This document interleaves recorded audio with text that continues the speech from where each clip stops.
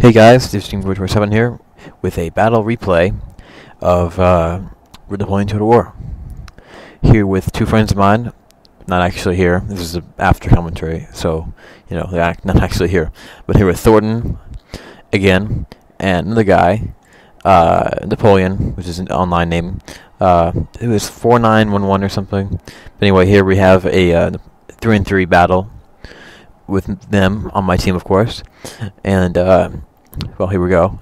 Fast forward, but before this, in the setup stage, we had this big master plan about how I was going to bring all the infantry, all of the main line infantry. Thornton was going to bring all of the all the line infantry, all the massive amount of fusiliers, and he was going to bring all the cavalry. But for some reason, there was a glitch, and it gave him like a standard army. He was going to have like 12 cavalry units or something ridiculous, but he didn't. So, because we were all going to combine our army into one gigantic one, with each part of us being a part of it, but that didn't happen, obviously. But yeah, this was an interesting battle for sure, because the other team had like two people who were really good, and then we gave them an AI because they wanted to see what would happen. And it was an interesting idea, and we decided to do it, and we'll see what happens. So fast forward until we get to the actual battle. But yeah, it was going to be this really cool strategy, and blah blah blah blah blah, and it just didn't work out because of this stupid glitch.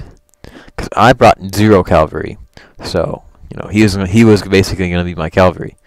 And here you go. There's the AI right here, and here are the other two people, and they're both pretty good. They're both very good players. And Britain and Russia, I do believe. Yep, Russia. And this is the guy we're all worried about, who shall remain nameless. Who, whenever we play him, we always get destroyed, usually. And apparently, I think the idea was to have the British player like grind one of us down, or all of us down, maybe, I don't know. And because of that, we would be weaker for it, and then they attack us, what's left of what was supposed to be left of us, and then they win. But that didn't work out quite the way they wanted it to. But here, he basically just had this gigantic spam of fusiliers, and just brings these guys into battle as quickly as he could. And unlike me, though, he has cavalry, so because I brought some light infantry as well. Some the best, I think probably the best light infantry in the game. So brought those guys just because I could. And of course, the thing is, the AI has no brains, so it just basically lined up behind the Russian player, I shall call him, and then attacked. Well, he kind of hung back a little bit, but we'll see that when it happens. Yeah, I was really worried about the cavalry thing with these guys, because I have no response to cavalry really, other than stakes, I guess, but I never really use those. But here, the battle's already started with cavalry action on the flanks, and the lancers really did a massive blow to the 15th Hussars with their lances, and he basically brought in the rest of most of his cavalry. So 3/4 of his cavalry are fighting over here. And unfortunately, though, the one problem with having spamming fusiliers is that they can't form squares like regular, line infantry units. Yeah, but it's basically a big stand-up fight, and they're going at it. Basically, I think whoever was going to win this cavalry battle, was going to win the entire game, probably. But of course, he spammed lancers, because lancers are really good, just because what they can do in when they immediately charge in.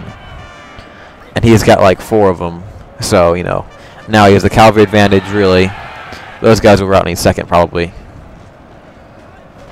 and already he has a massive cavalry advantage, just like that.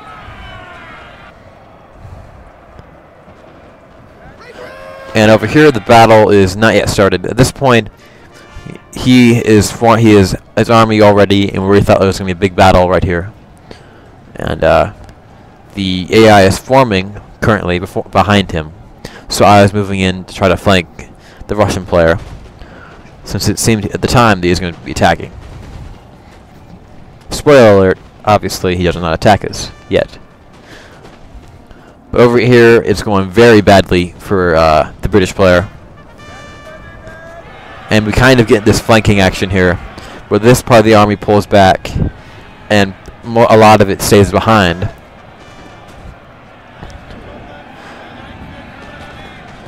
What happened over there? I'm guessing they ran into stakes or something, maybe.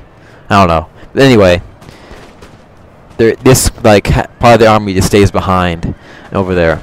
All the rest of it, what's left of his other flank, is pulled in and sucked in. And yeah, those Highland foot are kind of screwed. And here, I'm not sure.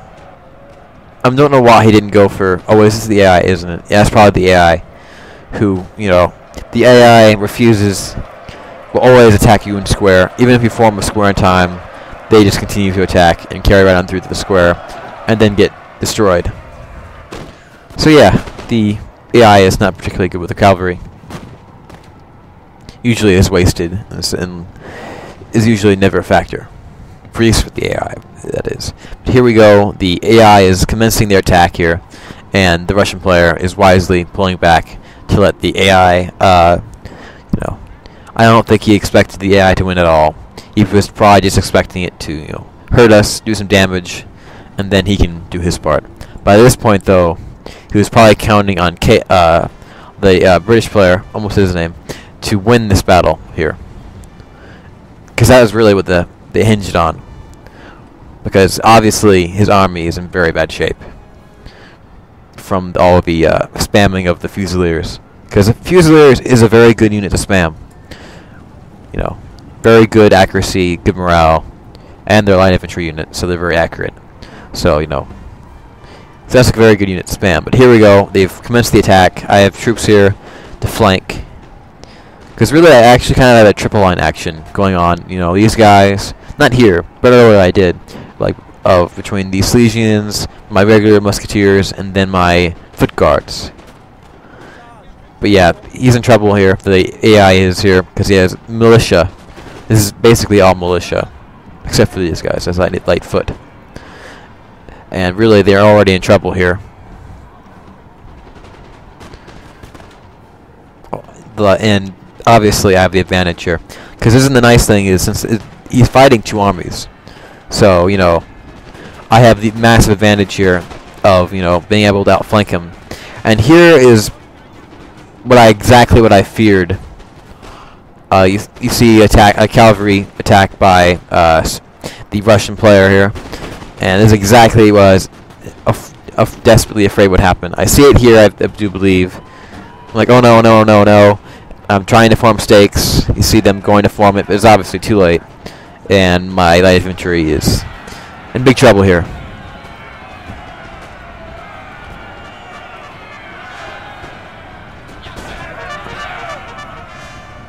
I do believe these guys get off better than these guys over here, though, because these guys are already almost routed over here, and yeah, it was just not good. But over here, the British player is we have this guy just formed his put light infantry doctrine into these guys, and at this point, it's really over for the British player. But here, the AI is decided that it is going to do a suicide attack on. Basically a bonsai charge on the French line, and that doesn't work very well. The cavalry just kind of wraps up the entire line, just goes right up, and flanks it, and just tears it apart. Over here, though, the Russian player's cavalry really dealt a big blow. We really basically routed all of my Silesians, except for this unit right here, who I managed to get away. But other than that, my infantry is gone, so that was a big problem, obviously. But yeah, here's the melee battle continues over here, and that's really the one thing that the British player had a chance at, is to get his people on melee. But before that happened, his units were already in very bad shape. And here, he does rout a few units here, but it's not really enough. But here, yeah, the cavalry is starting to be run down now, down to 16 and 15. But we have killed and yeah, then we killed the AI's general. But the AI was never a factor to begin with, so it didn't really matter. Yeah, then they're shattered there. And really, the AI is you know, they're already done for. They're, you know, they never really did much damage to us. I mean, he did do some damage to Napoleon, but of course my army is basically untouched from that. Other than the line infantry, it's really untouched. I think I took like, I mean, it's pretty, very, very light casualties for me in this battle overall, because, you know, I was the supporting role for most, you know, all this opening sequence. I was not the one engaging the majority of the enemy army. And over here, as you can see, the British player has retreated into a corner to try to prevent any flanking. A tactic used, of course, by the real Napoleon to great effect. No, I'm just kidding. I don't think there are any corners to battles in real life. But anyway, good tactical move by the Russian player there, because he knows it's going to be, you know, all up to him. And if he doesn't do that, he's going to be outflanked by us and our larger army. Because really, you know, even his army, which, you know, dealt with the brunt of the AI's assault, was fairly well undamaged. You know, the last elements now of the British have been swept away, and there's really, you know, oh, that was probably not the smartest thing, to charge in your general to Black Watch. Yeah, that's actually not very surprising, really, that, you know, these were the last guys not to retreat. But were these the AIs? I don't know. No, wait. No, it's not the AIs. This was the very beginning with the cavalry battle here. Okay, never mind. But here, you know, have wiped away the last part of, you know, the AI's army with a bayonet charge. And now, you know, it's kind of down to the final stages here. Though, I guess it's still going on over here. Yeah, they're going for a last-ditch charge there.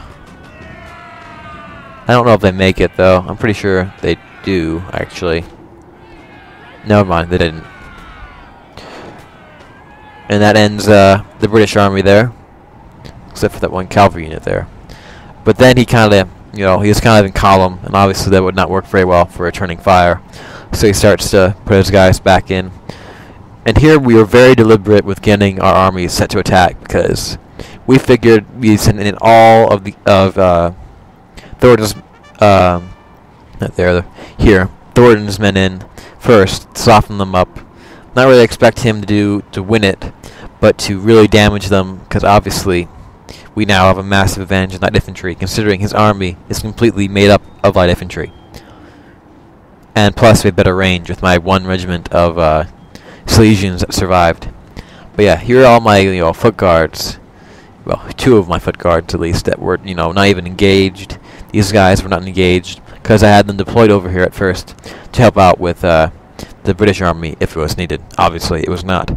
But yeah, and here I have kind of my double line still. I'm starting to move my troops up here. But yeah, things are looking pretty bleak for the Russian player at this point. I'll go ahead and speed things up.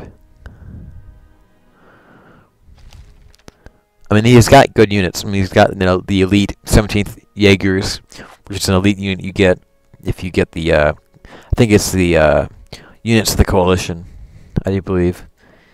But yeah, at this point, it's pretty much over. Well, not over, but I wouldn't say it's over. But it's not looking good for the Russian.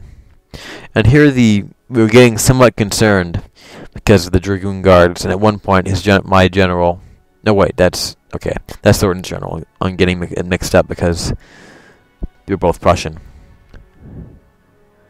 But at this point, yeah, these guys kind of charge in and, you know, kind of unnecessary casualties here because he had them in skirmish mode, so they kept on trying to run away instead of standing and fighting, which was kind of annoying. But here, yeah, we're starting to form our armies together.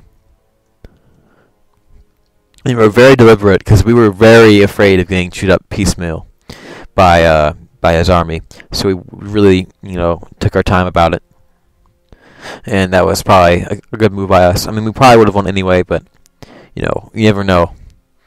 Don't want to take any unnecessary risks here.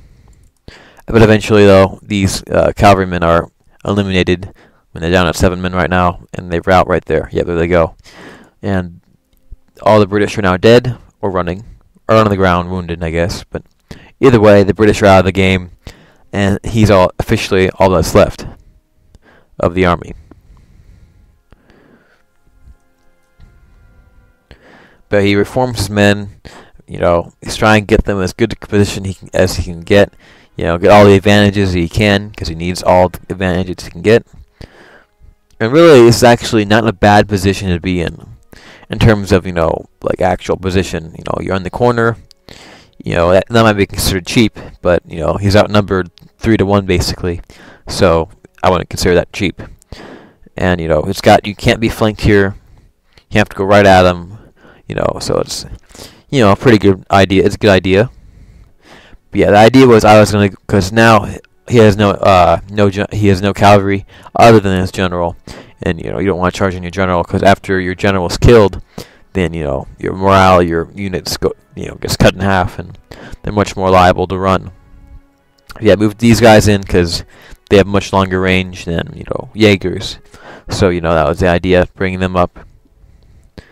And of course, Thornton is at this point and me as well, I guess, are still bringing in our infantry to finish the job.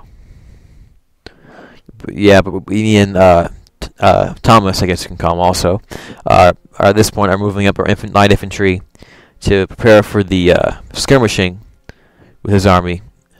Because really, his army is also untouched, having they only started skirmishing and then they pulled back after the AI went in.